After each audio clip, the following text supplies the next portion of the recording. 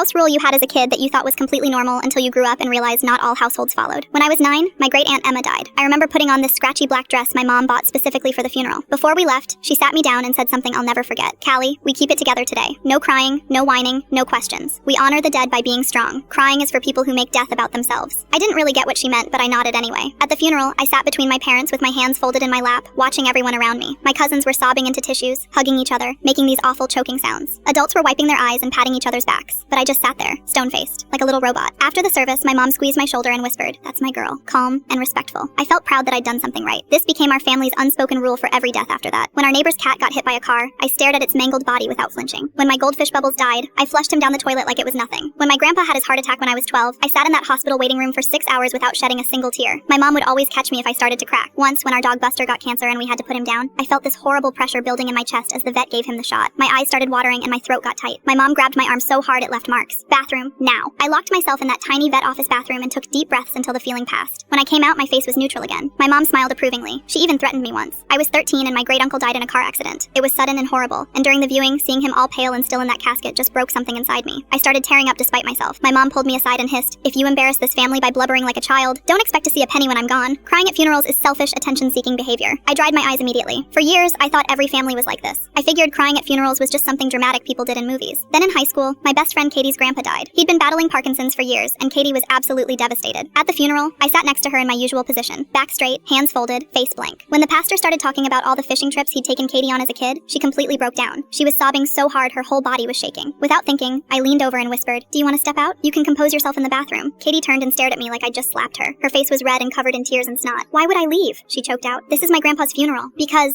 I started, then stopped. The words died in my throat. For the first time in my life, I looked around that room and really saw what was happening. Katie's mom was crying. Her dad was crying. Her little brother was crying. Even grown men I'd never seen cry before had tears in their eyes. And they weren't leaving. They weren't hiding in bathrooms or getting pulled aside for embarrassing the family. They were just grieving, openly, like it was the most natural thing in the world. That night, I went home and Googled, "Is it normal to cry at funerals?" Every single result said yes. Articles about healthy grief, about the importance of expressing emotions, about how funerals are literally designed for people to mourn together. I felt like I'd been living in some weird alternate universe my entire life. In college, it all came crashing down. My roommate's mom died in a car accident sophomore year, and watching her grieve, really grieve, messily and loudly and without shame, something inside me just snapped. That night, I locked myself in my dorm room and cried for every single person I'd never properly mourned. Great-aunt Emma, Buster, Grandpa, even stupid Bubbles the goldfish. I cried until my eyes were swollen shut and my throat was raw. It lasted for hours, years of suppressed grief pouring out all at once. The next time I went home, I confronted my mom about it. I told her what I'd learned, how damaging her rules had been, how I'd missed out on properly saying goodbye to people I loved. She just stared at me with this cold expression and said, "If you start crying now, where does it end? You'll be a mess for the rest of your life." I moved out 2 weeks later, and the next time someone in my life died, I cried as loud and as long as I needed to.